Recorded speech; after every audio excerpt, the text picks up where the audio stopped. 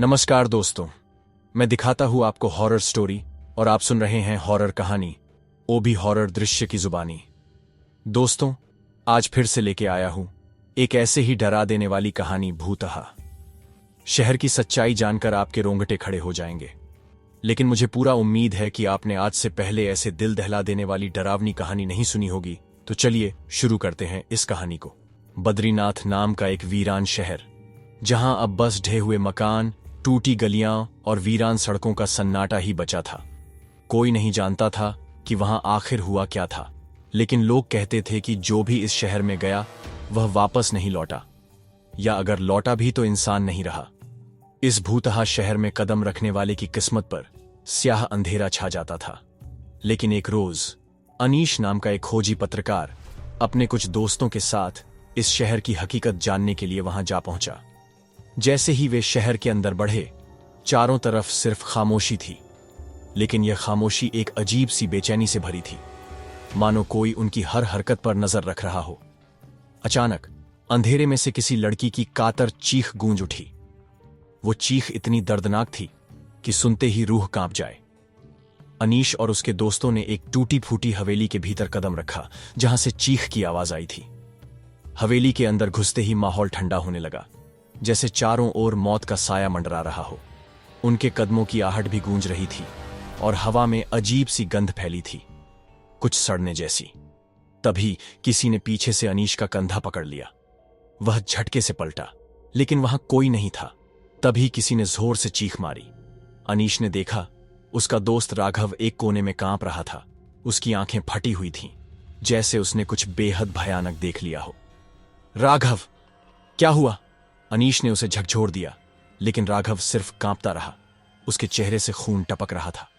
तभी अचानक दीवार पर काले धब्बे उभरने लगे और एक खौफनाक साया वहां से गुजरता दिखा। साक्षी, जो उनके दल की इकलौती लड़की थी, रोने लगी। हमें यहां से निकलना चाहिए अनीश, ये जगह शापित है। लेकिन अनीश को इस जगह के पीछे का सच जानना था। वे जैसे ही ऊपर के कमरे में पहुंचे, वहां एक टूटी हुई कुर्सी पर एक पुराना डायरी रखा था। साक्षी ने उसे उठाया और पढ़ना शुरू किया। 16 जुलाई 1995, हमने इस शहर को छोड़ दिया, लेकिन वह हमारे पीछे पीछे आ रहा है। हमने इसे जगाया है, हमने इसे नाराज कर दिया है। डायरी के आखिरी पन्ने पर खून से लिखा था, अगर तुम यह पढ़ रहे हो तो समझो कि बहुत देर हो चुकी है। साक्षी की आंखों से आंसू बह निकले। यहां कोई था, कोई जो मदद चाहता था। लेकिन तभी एक ठंडी हवा चली और उनकी मोमबत्ती बुझ गई। अंधेरे में अचानक दरवाजा अपने आप जोर से बंद हो गया। कमरे में घुप अंधेरा था और किसी के सांस लेने की आवाजें तेज हो रही थीं। तभी खिड़की से हल्की रोशनी आई और सामने की दीवार पर एक साया दिखा। एक आदमी का साया, जिसकी आंखें लाल थीं और चेहरा विकृत। वह दीवार में से बाहर आ रहा था। धीरे धीरे उसकी गर्दन टेढ़ी थी और उसकी चाल इंसानों जैसी नहीं थी। अनीश और उसके दोस्त दहशत में चीख उठे, लेकिन तभी उस साये ने कुछ ऐसा कहा जिससे उनके होश उड़ गए। तुम लोग यहां क्यों आए? क्या तुम नहीं जानते कि यह शहर मरा नहीं बल्कि जिंदा है? उनकी सांसें थम गईं। जिंदा? अनीश बुदबुदाया, लेकिन इससे पहले कि वे कुछ समझ पाते, कमरे में जोरदार धमाका हुआ और सब अंधेरे में डूब गए। जब अनीश को होश आया तो उसने खुद को एक अजीब जगह पर पाया। चारों तरफ काले धुएं का गुब्बार था और दूर दूर तक इंसानों का कोई नामो निशान नहीं था। उसके दोस्त कहां गए? तभी अचानक किसी ने उसके कान में फुसफुसाया, तुमने जो देखा वह सच नहीं, लेकिन जो देखने वाले हो वह तुम्हारी मौत बन सकता है। आखिर यह शहर इतना खतरनाक क्यों है? यहां कौन बसा था और वे लोग कहां गए? और सबसे बड़ा सवाल, क्या अनीश और उसके दोस्त बच पाएंगे? भूतहा शहर की सबसे बड़ी सच्चाई, एक ऐसा सच जो आपकी नींदें उड़ा देगा। अगर आपको यह कहानी सिर्फ एक कल्पना लग रही है तो सावधान रहें, कहीं यह सच न बन जाए। अनीश, उठो! एक धुंधली सी आवाज कानों में पड़ी। भारी सिर और दर्द से कराहते हुए अनीश ने आंखें खोलीं। उसके सामने धूल और गंदगी से भरी जमीन थी। हाथों में चोट के निशान थे और शरीर में जैसे जान ही नहीं बची थी। लेकिन सबसे ज्यादा डराने वाली बात थी, उसके चारों तरफ सिर्फ सन्नाटा था। साक्षी, राघव और बाकी दोस्त कोई भी वहां नहीं था। साक्षी, राघव, उसने जोर से पुकारा, लेकिन उसकी आवाज बस वीरान सड़कों में गूंज कर खो गई। उसकी आंखों से आंसू बह निकले। वह कैसे यहां आ गया? उसके दोस्त कहां हैं? क्या वे सब मर चुके हैं? अचानक एक दरवाजा जोर से खुला और वहां से किसी के चलने की आवाज आई, एक धीमी घसीटने वाली चाल। अनीश की सांसें तेज हो गईं। उसने धीरे धीरे गर्दन घुमाई और देखा, एक अजीब सा आदमी। उसकी हड्डियां चमड़ी के नीचे से साफ दिख रही थीं। उसकी आंखों के गड्ढे अंदर धंसे हुए थे और होठों के कोनों से काला खून टपक रहा था। वह आदमी बिना पलक झपकाए अनीश की तरफ देख रहा था। कौन हो तुम? अनीश ने कांपते हुए पूछा। उस आदमी ने धीरे धीरे मुंह खोला और फटी फटी आवाज में बोला, तुमने गलत जगह कदम रखा है, अब तुम लौट नहीं सकते। इतना कहते ही वह आदमी जमीन पर घिसटने लगा, जैसे किसी ने उसे अदृश्य रस्सियों से घसीट कर ले जाना शुरू कर दिया हो। वह दर्द से चीख रहा था, लेकिन कुछ पल बाद अचानक उसका शरीर हवा में झूल गया, जैसे किसी ने उसे गला घोंट कर मार दिया हो। अनीश को लगा कि उसके पैर जम गए हैं। उसकी रीढ़ में ठंडी लहर दौड़ गई। बचाओ, कोई मुझे बचा लो! एक दर्द भरी लड़की की चीख हवा में गूंज उठी। अनीश उस आवाज की दिशा में दौड़ा। वह एक जर्जर मकान में पहुंचा, जहां अंदर एक लड़की जमीन पर बैठी रो रही थी। उसकी आंखों में खून उतर आया था, उसके कपड़े फटे हुए थे और वह कांप रही थी। कौन हो तुम? अनीश ने घबराकर पूछा। लड़की ने रोते हुए सिर उठाया। उसकी आंखों में इतनी बेबसी थी कि अनीश की आंखें भी नम हो गईं। मुझे नहीं पता मैं कौन हूं, लेकिन मुझे यहां से बाहर निकालो। ये शहर मुझे जिंदा नहीं छोड़ेगा। अनीश कुछ कहने ही वाला था कि अचानक दीवारों से खून टपकने लगा। लड़की ने जोर से चीख मारी और उसकी आंखें काली होने लगीं। भागो! लड़की ने दहाड़ लगाई, लेकिन अब देर हो चुकी थी। अचानक पूरी जमीन कांपने लगी। दीवारों से अजीब आकृतियां निकलने लगीं। खून की बूंदें हवा में तैर रही थीं और हर चीज उल्टी दिशा में चलने लगी, जैसे समय पीछे जा रहा हो। अनीश ने आंखें बंद कर लीं। जब उसने दोबारा देखा तो वह एक दूसरी जगह पर था। यह वही शहर था, लेकिन अब यहां लोग थे। खुशहाल बाजार, हंसते मुस्कुराते चेहरे, चहल पहल।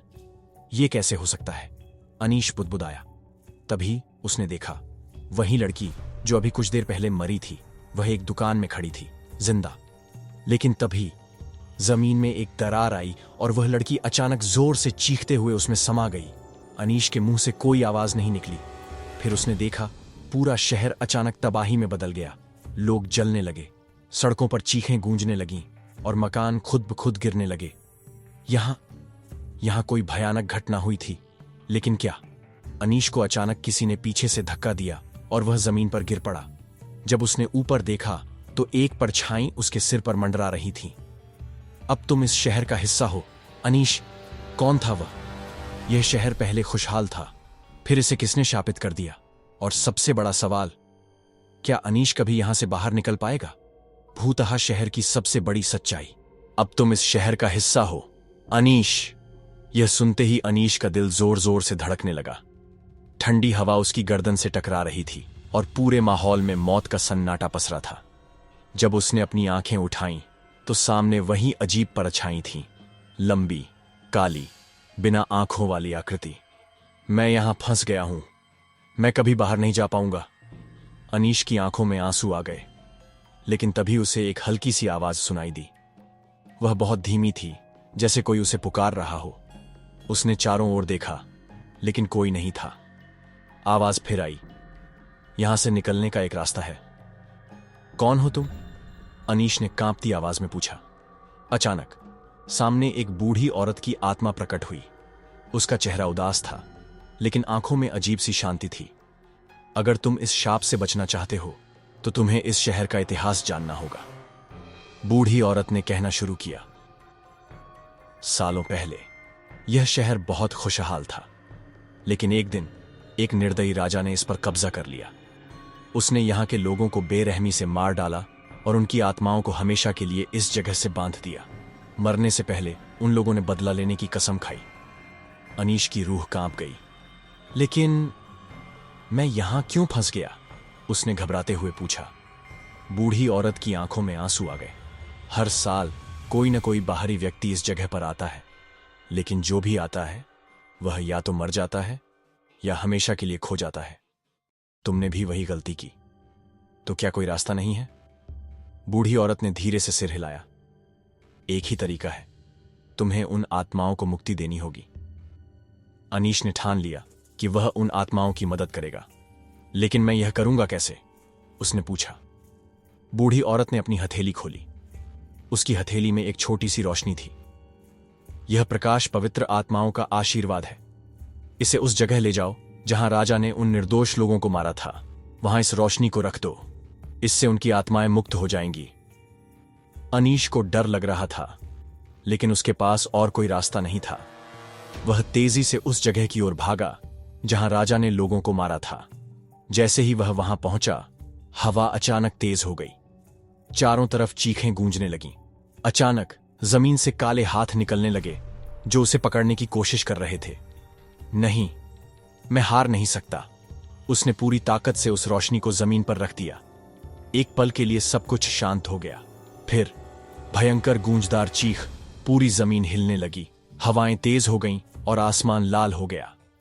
आत्माएं जोर जोर से चिल्लाने लगीं, जैसे वे शाप से मुक्त हो रही हों।